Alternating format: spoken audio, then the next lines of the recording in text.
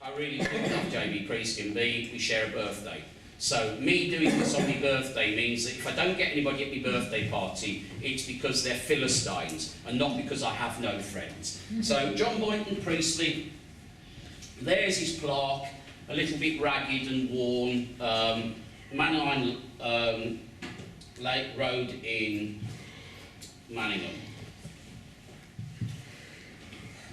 Lost in its smoky valley amongst the Pennine Hills, bristling with tall mill chimneys with a face of blackened stone, Ruddersford is generally held to be an ugly city, and so I suppose it is. It always seemed to me to have the kind of ugliness that could not only be tolerated, but often enjoyed. It was grim, but not mean. And the moors were always there, and the horizon never without its promise. No Ruddersford man could be exiled from the uplands and blue air. He always had 1 foot on the heather. He'd only to pay his twopence on the tram, and then climb for half an hour to hear the larks and curlews, and feel the old rocks warming in the sun, to see the harebells trembling in the shade. It's off the back of his statue, that quote. It's from Bright Day, which is one of the few books that's actually physically in print. You can still buy it as a new book. Outside the Media Museum, clutching his pipe, looking like there's a lot of wind about. So if they don't know J.B. Priestley, they say to them, you know the statue that looks like a lot of wind, but you don't quite phrase it like that, and they know straight away. Anyway, mostly it's going to be J.B. Priestley stuff and history stuff, but there is a bit of my own stuff in it as well. And this next piece was written for that show, as it says, Celebration of England by me, a half Welsh, half Finnish Bradford City fan. So there you go, multiculturalism at its very best. The Lay of St. George and the Flaming Maiden. There once was a young lad called Georgie, who was proud to have the last name of Saint. He lived with his poor folk in Bradford, where a great many angels there ain't. Now George was a lad of ambition. He longed for great fortune and fame. He thought he could get it by killing a dragon, a girt one that did a big flame.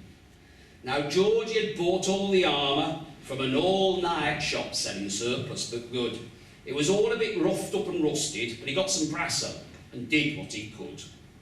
He didn't have brass for a broadsword, he didn't have cash for a shield. So he fixed a sharp pipe to a pole and nicked the cover of coal ore, and felt sure he could make the beast yield. Now George had most git with his helmet. All the knights had one, 'twas said. His gran had said she needed a poe for the night, and while it didn't seem right, he went and nicked hers from under the bed. Now George, the best be it for a dragon, was a maiden both blushing and fair. He didn't quite know what a maiden was, so he asked his dad, "Are the maidens round here?" His dad said, "Of course they're maidens. There's one down at our garden's end. It's where you go to do business with paper, and when you've a penny to spend." His mam said, "You clot, that's a maiden. A maiden's a lass what's kept herself pure." His dad shook his head and he totted, "You'll have a hard job to find one round here." Now George's lip trembled as he told them of dragons. They saw how his little face fell. So his mam said, "Ilky Morky, catching fire. That might be dragons. And there's loads of posh lasses as well." So Georgie clanked off in his armour, with tripe butties his favourite dish. But a man seeking iron on a cart tempted his heart by offering to buy his armour for gold in the form of a fish. But George kept his thoughts higher on the trappings of fortune and fame, and though the walk made him sore, he got up more and saw the effects of big flame. The ground all around it were charcoal, and a stench came from a whopping big hole. So he thought of his goal and commending his soul, he crept forward, keeping tight hold of his pole. Creeping forward, he spied a fine lass, dressed in bright colours with flaming red hair. And though feeling abashed, he went up and asked, "Are you maiden? Are there dragons?" And is there any chance of a lair? The lass said, well, there's a dragon and I'm here to protect it. Me and my friend think it's wrong, that they're faced with extinction just because they flame and they pong. The name of the group is Maidens Admiring Dragons. You're mad, cried Georgie, and the lass said, that's right. I thought of the name when dragons made me flame, and for the rights of all dragons we'll fight. As she talked, George began to feel stirrings, and not just desires for fortune and fame. As the sun caught her hair, he thought her most fair. His heart like a head seemed the flame, so he trembled and he asked her name. She looked at his paw and seemed friendly. She smiled and asked him, what do you seek? Now George wasn't too bright, but he thought to kill dragons wouldn't sound right, so he claimed to be protecting the weak. He offered her a bite of his butty. She said, oh, tripe, how ethnic and quaint. And because he talked of protecting and not killing dragons, she began to think him a bit of a saint. Now George never slayed even one dragon, because the lass took him home for some tea. The meal was dead posh, and the afters, by gosh, made him decide to help dragons stay free. George became world's leading expert on dragons, their habits, and how to feed them on call. And George's world suddenly seemed full of hot maidens that he had to push off with his paw. So don't go seeking for fame and fortune by killing. Don't go questing a dragon to slay. Like Georgie you speech, and the lassies you'll reach, and you'll end up with a much better lay.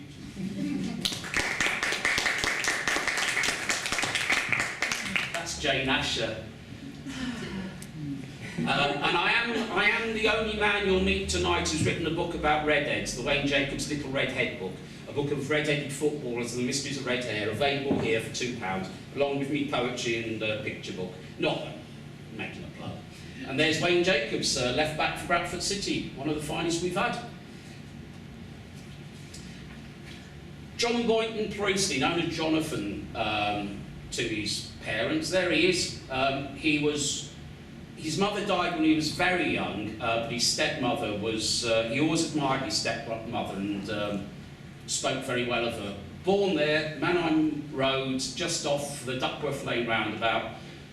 He doesn't remember any of that. They moved round the corner to a bigger place called Saltburn Place. His dad was the headmaster at Green Lane Primary School and was a very well-respected man in Bradford. Green Lane was the first school to have free school meals, or have a kitchen for free school meals, and his father was largely behind that. He joined the wool trade. He did well enough at school, but he decided he wasn't going to go to university, slog to get to university and possibly become a teacher. That's the Wool Exchange with the wool merchants inside, now Waterstones. Joined the army in the first week of the war. He wasn't bellicose. He was a bit of a liberal, but just joined. Served the entire duration in Kitchener's army. Left, went to Cambridge. Got a grant to go to Cambridge as an ex-officer.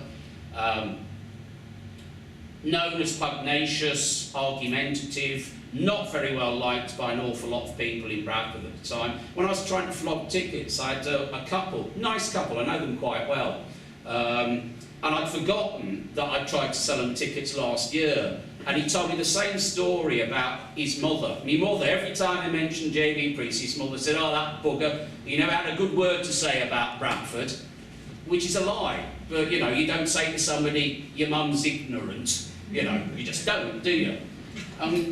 What he did was right. That is the closest thing to a full list of what he wrote that you will probably find, and it's not complete. There are loads and loads of stuff he wrote for newspapers and magazines that aren't listed, and there's loads of screenplays for films that aren't listed, but a lot. The only person I know that wrote more than him was Kipling, and Kipling didn't write plays and Priestley didn't write poems.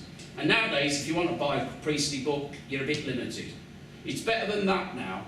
18 months ago, there was nothing on Kindle. Now, there's actually quite a few on Kindle, but they tend to be the more obscure ones. And if you want Great Northern Books, at the bottom, based in Ilkley. And the bottom ones are still in print because they are still very readable. So, he was in Swan Arcade, across from the Wool Exchange. That's where he did his little bit of clerking as in the wool trade before the war started. Remember Swan Arcade with affection and came back to Bradford to make a film called The Lost City, which I actually got shown at the Film Museum in the days when you could ask them to show stuff of local interest. And it is actually it's a fascinating film. Just before they knocked Wool Arcade down, just before they knocked Kirkgate Market down. And there they are, the merchants. End of the Wool Exchange, there's him. Don't know if you've ever noticed him. If you go in through the clock tower into Waterstones now, there's two statues. King on one side, probably Edward III, big fool, and Bishop Blaise. And Bishop Blaise is holding one of those.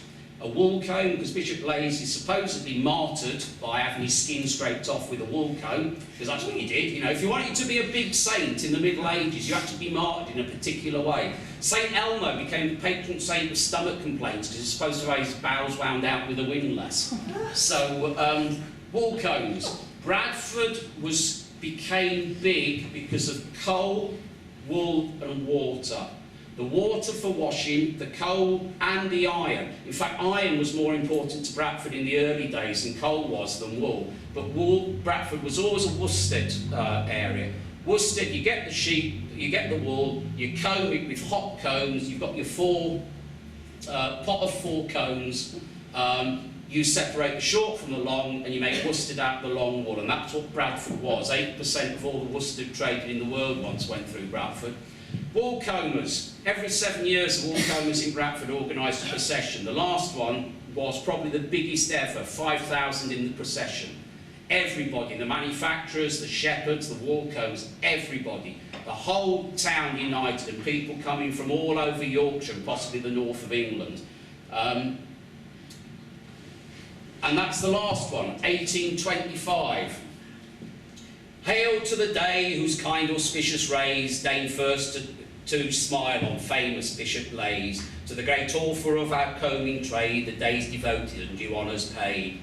To him whose fame through Bradford Isles resounds, to him whose goodness to the poor abounds. Long shall his name in British annals shine, and grateful ages offer at his shrine. By our trade are thousands daily fed, by it supplied with means to earn their bread. In various forms our trade its work imparts, in different methods and by different arts. Preserves from starving indignant distress, as combers, spinners, weavers, and the rest. So all of that, 1825, the biggest Bradford had ever seen. Bradford wool combers went on strike a few months later.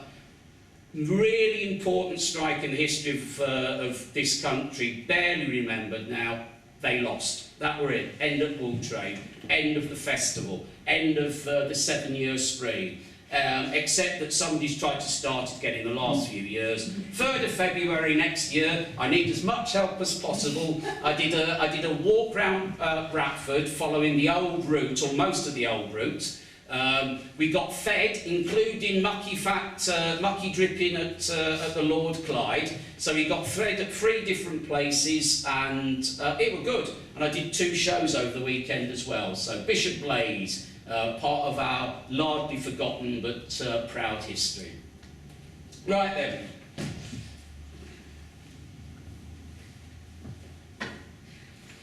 Good evening, ladies and gentlemen. My name's Monica, and I'd like to invite you to the Loveyham Amateur Theatre Society, or LATS as we like to be called, Open Day. Now, before we start, I do have a few apologies to make. First off, I have to apologise that the invites for tonight won't get posted until tomorrow. I have to apologise that when you got here you couldn't get in because the door was locked and you had to wait in the rain while an old lady stuck her head out the window and shouted, go away, we don't want you, I'm Larry Olivier, you know. I'm sorry that when you got in you couldn't actually get served at the bar because of the large crowd of our members saying nasty things about tonight's performance. But I'm sure that you'll find we're one of the friendliest, most professional, most outward-looking groups in the whole area, and you're most welcome to join us. Hey, there we go, J.B. Priestley. This is the play that keeps it in the public mind because, and I'm ashamed to say I've forgotten the name of the producer that reproduced it. That play's still on the West End and it's part of the O-level syllabus, or GCSE syllabus. It is a very good play, and like all Priestley plays, Priestley wrote plays with an awful lot of stage direction. As long as you can remember the lines, you can't go wrong with a Priestley play. But because there's so many stage directions, people tend to do them, or used to do them, exactly the same. You knew what you were watching because the set was exactly the same. Inspector Calls, brilliantly done with a stage that moved. If you get a chance to see the West End production, and it has been on tour a couple of times, see it. It's the play we chose to perform after the fire, or the first on the main stage. The first play that was performed was in here, because I'd already been booked to produce my first play, and I did When We Are Married in here. Inspector Calls, we were called the Priestley Centre for the Arts at the time.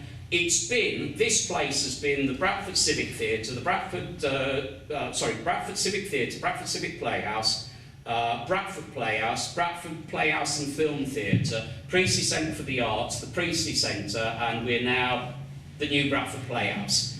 So that's since Bradford Playhouse, Civic Playhouse, first moved here in about 1932.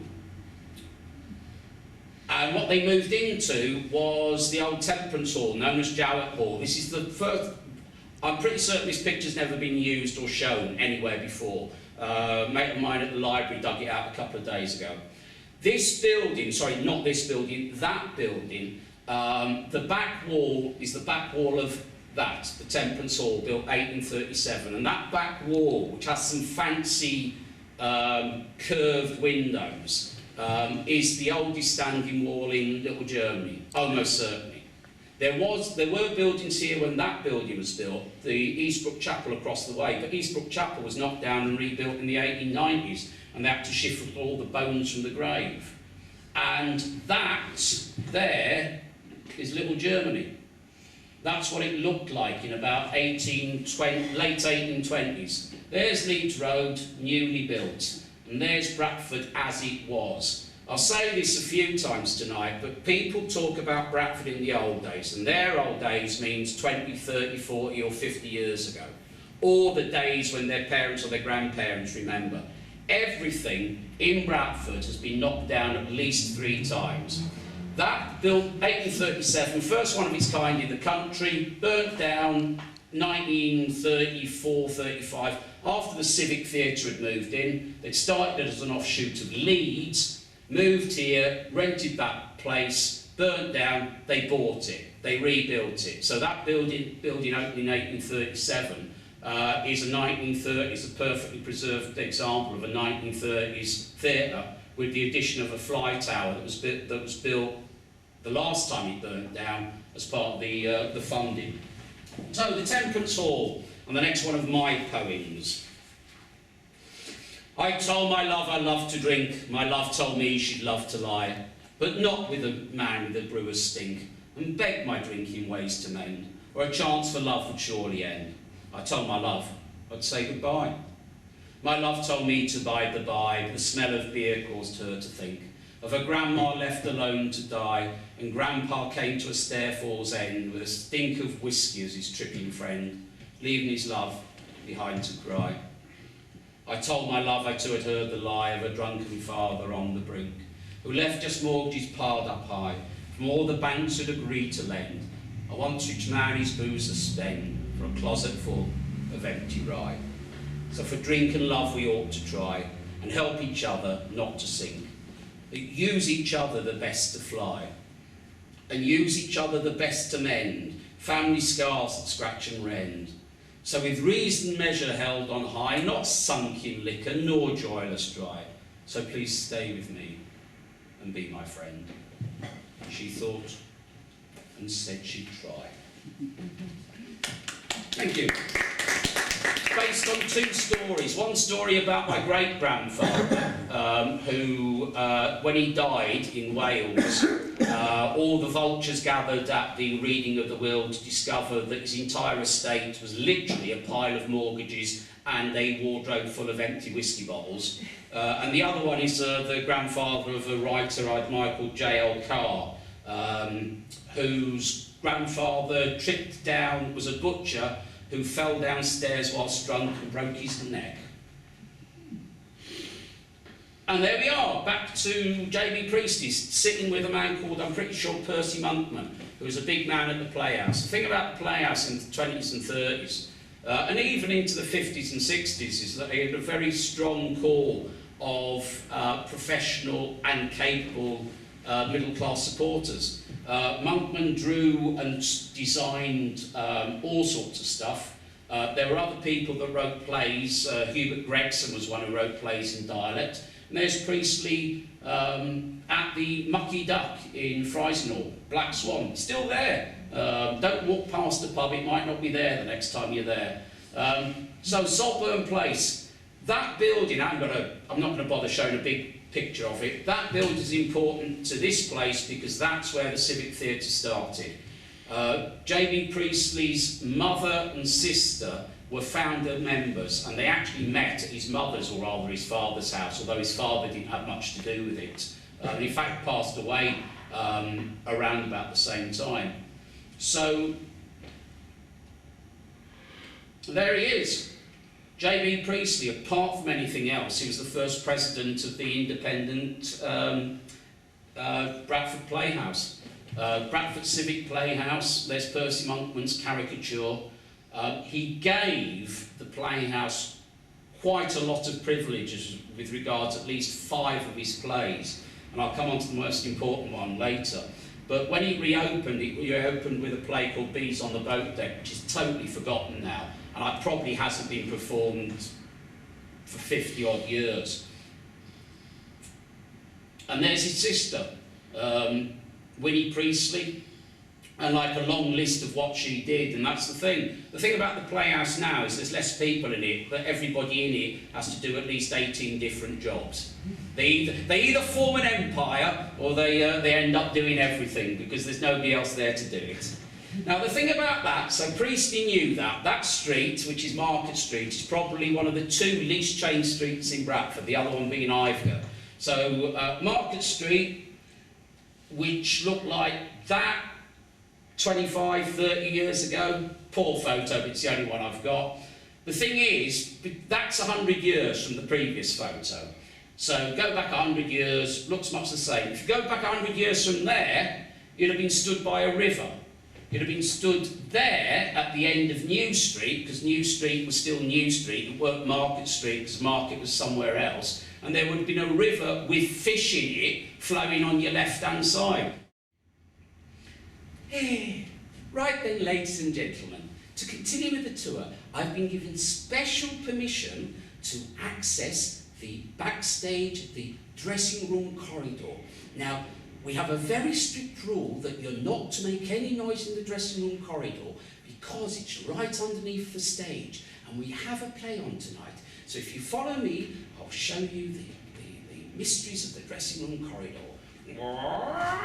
You bastard! You stole my line! I didn't steal your line, I said it for you because you'd forgotten it again. I didn't forget it, you bastard! I was pausing for dramatic effect. It's called acting. You ought to try it for once in your life. Oh, that's rich coming from you, from a man who couldn't act surprised if the Lord Mayor of Bradford bit him on the bottom. Oi, you two! What? You're on stage, but yet scene started. How are you?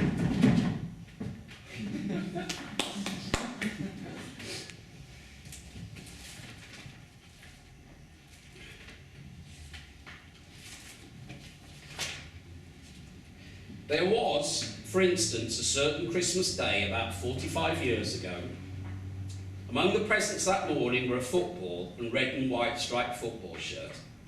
I put on the shirt and took the football out to the nearest field, which was, I distinctly remember, covered with snow.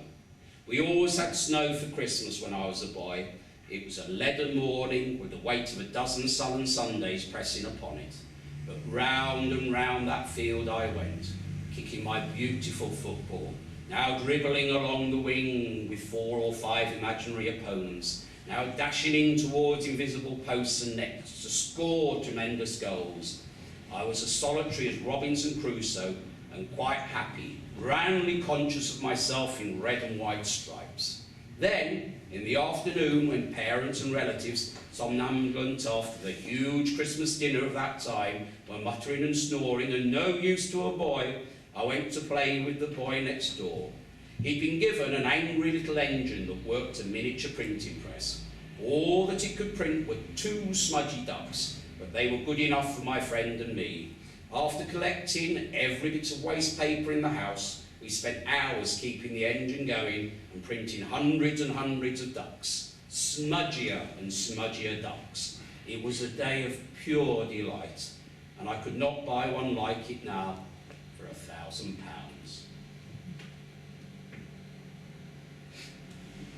There he is in his red and white striped shirt. He actually had trials for Bradford Park Avenue, did Priestley, in 1912 and 1913. Think that came off it. People assume he's in Bradford City colours, but no, red and white with the rest of his friends. I do this because I was once given a washing machine by somebody who thought I needed a washing machine, and I really, really need a fridge freezer now. So supporting the arts by buying white goods for poets, writers and showmen is I commend it to the house. The endless cycles of rinse and spin, the grounding stains from where we begin, the marks of what we'll lose and win in the wash of many rains. The tumbling turns of drain and dry will lift the grime from what we cry. The warp and weft, when raised on high, with loving care will shine.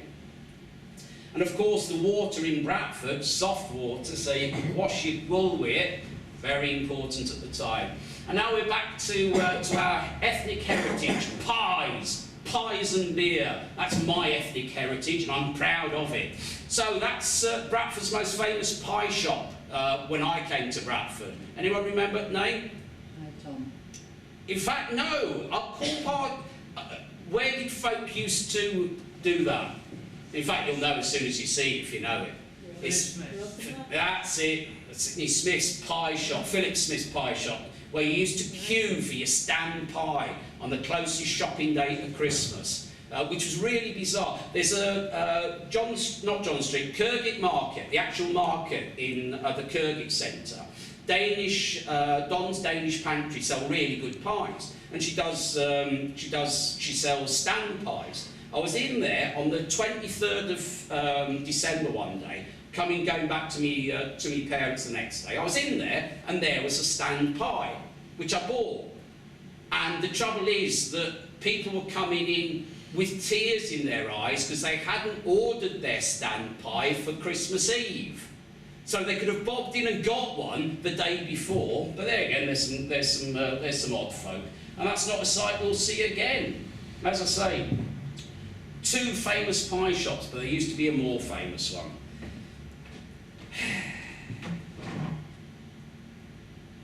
If you're in Bradford on Saturday afternoon, you go to match. I was in Brothersford last Saturday afternoon and quite automatically set out for match. As a matter of fact, there were several football matches of varying codes to choose from. And when I marched out of the hotel, I had no idea at which particular match I should arrive. I simply followed a grey-green tide of cloth caps, which swept me down streets that grew meaner at every turn, past canals and gasworks, until finally we came to the edge of town and match. I paid my shilling and then discovered it was a rugger match.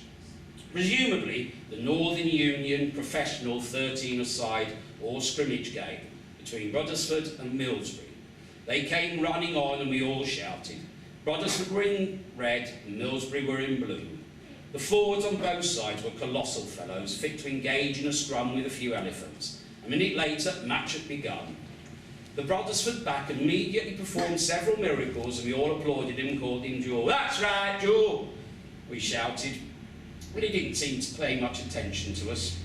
Then number 8 of Millsbury, who looked like a bull in a blue jersey, grabbed hold of Joe a minute or two after he'd got rid of the ball and threw him several yards. Joe did not seem to care very much. We were very angry. "Mark him, Joe!" we shouted. "Get mark number 8!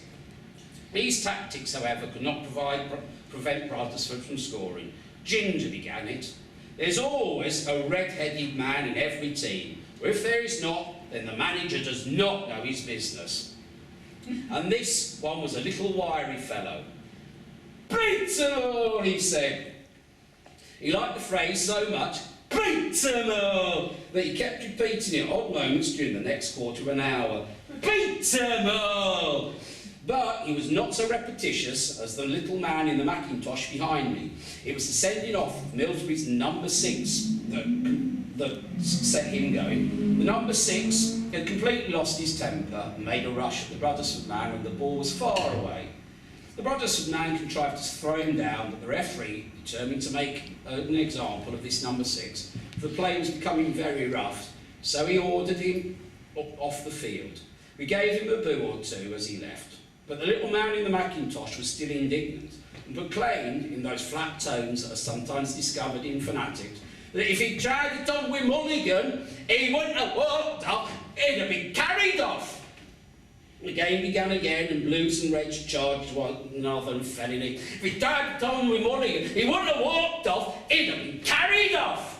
The flat voice behind, another try for Brothersford. Ginger again, "Beat 'em all!" But Joe couldn't convert it. Hard lines, Joe. If he tried to come with Mulligan, he wouldn't have been walked off, he'd have been carried off. The Blues are tiring now, and they're bad-tempered, but we're giving as good as we get. Nearly time now? Another try? No, time. Hey. We gave him a cheer. If he tried to come with Mulligan, he wouldn't have walked off, he'd have been carried off. But no, he must get out. The little man with the mackintosh, we feel, with the last spectator to leave the ground. He will tell the man who closes the gate what would have happened if he tried it on with Mulligan. He wouldn't have walked off, he'd have been carried off. The rest of us are out now, swarming down the narrow road towards the trams. We're all talkative, amiable, relaxed, our competitive instincts put to bed for a little space. We can turn a more gentle regard upon the gloomy hills, the factories and gasworks and railway sidings for the time being. They do not trouble us. We've been at match.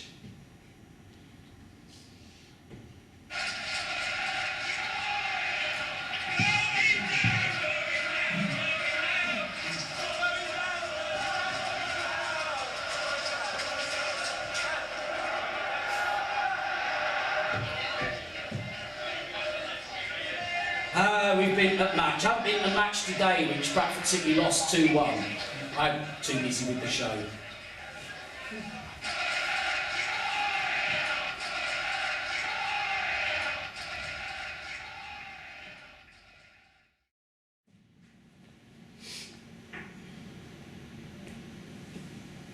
Well, Albert. Well, Annie, I'm going to set your mind at rest. Thank you, Albert. That's all right, Annie, that's all right. Now, I think you'll agree I've always tried to do my duty as an husband. Yes, Albert. I think you've always tried. What do you mean? Well, just what you mean, Albert. Anyway, nobody knows better than you. I'm in a different position altogether to what I was when I first married you. When you thought you married me, Albert. Well, you know what I mean. In them days, I was just plain young Albert Parker. And now you're Councillor Albert Parker. Aye, that's something, isn't it? Isn't all. I'll be a long joke. Oh, got on in business, made money, come to be big man at chapel, vice president at cricket league, or hospital committee and so forth, eh? Yes, Albert. You've done very well. I know I have. Mind you, it's not changed me much. Not like some of them, there's no swank about me, you know, la-di-da. I'm a plain man. Yes, Albert, you are. Well, what's wrong with you? You're not going to tell me at your time of life. My time of Well, life. you're no chicken, are you? You're not going to tell me at your time of life like a bit of swank and la-di-da. Sometimes wondered. Nay, nobody knows better than me what you like. You know very well what a good husband I've been. Steady. Yes, you You've been steady all right, Albert. That's what I say. Steady, reliable, not silly with me money. No, Albert. Your worst enemy couldn't ever say you've been silly with your money. But at the same time, not stingy. No, not stingy. Everything of the best, if it could be managed. Everything of the best, within reason, of course, within reason. Yes, within reason. Oh, it's reasonable and reliable. At the same time, getting on and going up in world. Never satisfied with what would do for most men. Oh, steady going on and on, up and up. Cashier, manager, sharing business. Councillor this year, alderman next. That's mayor soon. That's how it's been, and that's how it will be. You know, Annie, I've sometimes thought that just at first you didn't realise just what you picked out a lucky bag when you married me. Well, Albert, what's all this leading up to? Well, I was just saying that I thought I'd been a good husband to you. Mind you, I don't say you've been a bad wife. No, I don't. Thank you, Albert. That's all right. So I'm just going to set your mind at rest. Now, I don't want you to be worrying about this wedding business. If there's been a slip-up, well, there's been a slip-up. But I'll see it fixed up quietly, and then we'll slip away, and we'll get married properly. I know my duty as well as the next man, and I'll see you properly married to me. Thank you, Albert. That's all right, Annie, that's all right. I'm not saying every man would see it as I do, but I know what my duty is. And what about me? Man, telling you, you'll be all right. How do you know I will? Oh, come on now, Annie, you ought to know by now that if I say you will be all right, you will be all right. But I don't think I want to be married to you. Uh-huh. You see, Albert, after 25 years of it, perhaps I've had enough. Enough? Yes, had enough. You talk about your duty. Well, for 25 years, I've done my duty. I've cooked and cleaned and washed and mended for you. I've scrimped and pinched and saved for you. Oh, I've listened for hours and hours to all your dreary talk. Never had any thanks for it. Hardly ever had any fun. But I thought I were married to you and I'd taken you for better or worse, and I ought to put up with you. Put up with me? Yes, put up with you. But what's wrong with me? Well, to begin with, you're very selfish.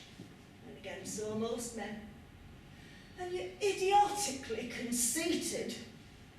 And again, so are most men.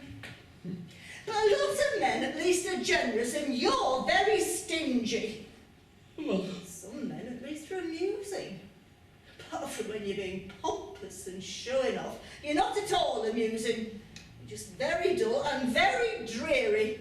never. Yes, Albert. Very dull and very, very dreary and stingy. Has somebody put you up to it? No, I've thought it for a long time. How long? Nearly 25 years. Oh, you little serpent. Now I think it's time I enjoyed myself a bit. I'd have a bit of fun before I'm an old woman. Fun? Fun? What do you mean? Fun? Oh, nothing very terrible or shocking. Just getting away from you. No, stop it now, right now, Barbara. I think you ought to be ashamed of yourself. Well, I'm not. A bit of travel, and liveliness, and people that are amusing. Oh, and no town councillors, wool business, or chapel deacons. Why don't you dye your hair and paint your face and go on stage and wear tights? I wish I could.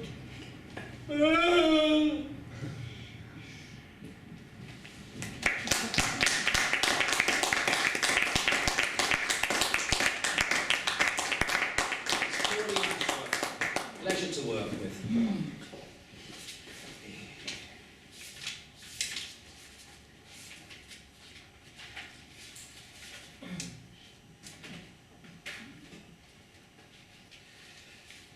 Lost two little things. That's from St. Glace's Day, 1825, remarkably ahead of its time. As friendship, love and unity compose the bond of peace, In them may our community join hands and thus increase. I will be applying for grants from the council, but I won't be holding my breath. I have been a foolish, greedy and ignorant man, yet I have had my time beneath the sun and the stars. I have known the returning strength and sweetness of the seasons, blossom on the branch and the ripening fruits, the deep rest of the grass, the salt of the sea, the frozen ecstasy of mountains. And what have I done that I should have a better world? Even though there is in me something that will not rest until it sees paradise.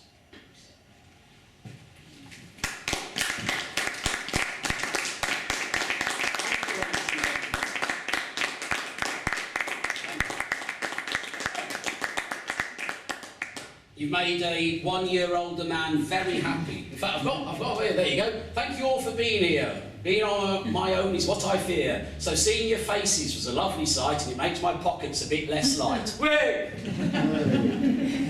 So we can all leave quietly. What I'll do as a semi-stage manager, I'll switch the lights on.